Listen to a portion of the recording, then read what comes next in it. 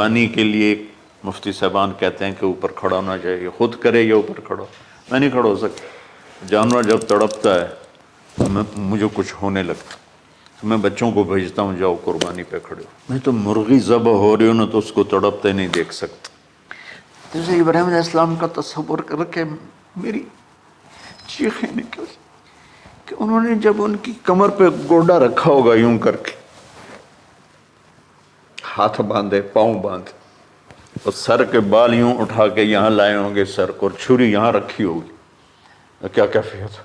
تو یوں آسمان کو دیکھ کر کہ یا اللہ کیا تم مجھ سے ناراض ہو گیا کہ میرے دل میں اسماعیل زیادہ اتر گیا ہے؟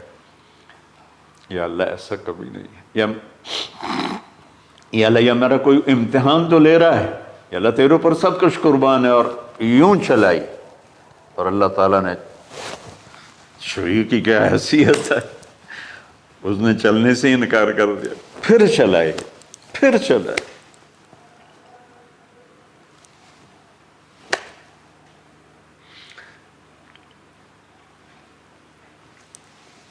بعضی کتابوں میں ہے تو صحیح، لیکن روایت کی کتنی حیثیت ہو تو مجھے نہیں پتا، لیکن چونکہ یہ ایک تاریخی چیز ہے کہی جا سکتی ہے۔ کہتے ہیں پھر گئے اور چھری کو تیز کیا پتھر پر، تیز کر کے جب آئے نا اور بال پکڑے، آسمان کے فرشتے 2 دفعہ روئے ہیں انسانی تاریخ میں، آسمان کے فرشتے 2 دفعہ روئے ہیں انسانی تاریخ میں۔ ایک جب ابراہیم علیہ السلام نے ان کی کمر پہ اپنا گھٹنا رکھا کہ سر کے بال پکڑ اور چھری پکڑ کے یہ کہا یا اللہ تم مجھ سے ناراض ہو گئی، تو آسمان کے فرشتوں کی چیخیں نکل گئی۔ اور ایک جب اللہ کے نبی کو طائف میں پتھر پڑے کہ اللہ من یشکو الیک ضعف قوتی، تو آسمان کے فرشتوں کی چیخیں نکل گئی جب ہمارے نبی کو طائف والوں نے مارا اس پر۔ یہ 2 دفعہ آسمان کے سب فرشتے روئے۔ تو پھر اللہ نے کہا بس، نادیناہ ان یا ابراہیم قد صدقت الرؤیا انا کذلک نجزی المحسنین، ابراہیم تو پاس ہو گیا ہے۔ چھری چل گئی، اور آنکھوں پر تو پٹی تھی، چھری چل گئی، پٹی کھولی تو سامنے کبش تھا،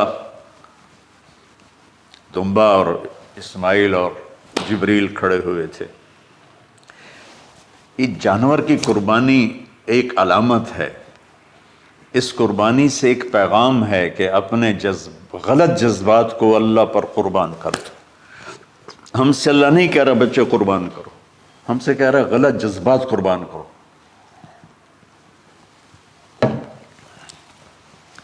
ہم سے اللہ کہہ رہا ہے اپنے جذبات کو دبا دو جو تمہیں اللہ اس کے رسول سے دور کرتے ہیں، ان پر چھری چلاؤ۔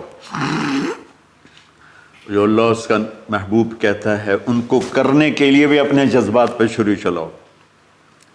سچ بولنے کے لیے چھری چلانی ہے تو چلاؤ اپنے جذبوں پر، اب اس کو پھیلا دو۔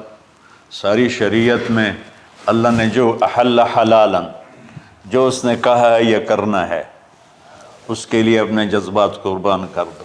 وحرم حراما، اور جو کہتا ہے نہیں کرنا اس کو چھوڑنے کے لیے اپنے جذبات قربان کر دو۔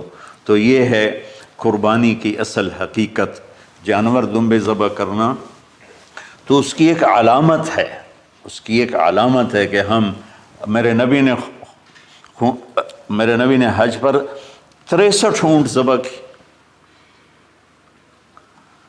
اپنے ہاتھ سے ذبح کی، باقی 37 حضرت علی رضی اللہ تعالیٰ علیہ السلام نے ذبح کیے۔ تو بھائیو قربانی کی اصل یہ ہے کہ ہم اللہ اس کے رسول پر اپنے جذبوں کو قربان کر دیں، اپنے جذبوں کو۔ عید قربان کا فلسفہ ہے اللہ اس کے رسول کی اطاعت پہ قربان ہو جانا۔ عید قربان کا فلسفہ ہے اللہ اس کے رسول کی اطاعت میں اپنے جذبات پہ چھری چلا دینا۔ عید قربان کا فلسفہ ہے اللہ اس کے رسول کی اطاعت کے سامنے گردن کو جھکا دینا، اور اس کے لیے جس بھی کڑے امتحان سے گزرنا۔ ہم اللہ نہ کرے ہم امتحان نہیں مانگتے، یا اللہ نہیں مانگتے، یا اللہ نہیں مانگتے، عافیت مانگ، عافیت مانگ۔ تو میرے بھائی بہنوں، ہم اللہ کی بارگاہ میں جھکے، ہم اللہ کی بارگاہ میں جھکیں، اس کے رسول کی بارگاہ میں جھکیں، تاکہ ہمارا یہ جہان بنے وہ جہان۔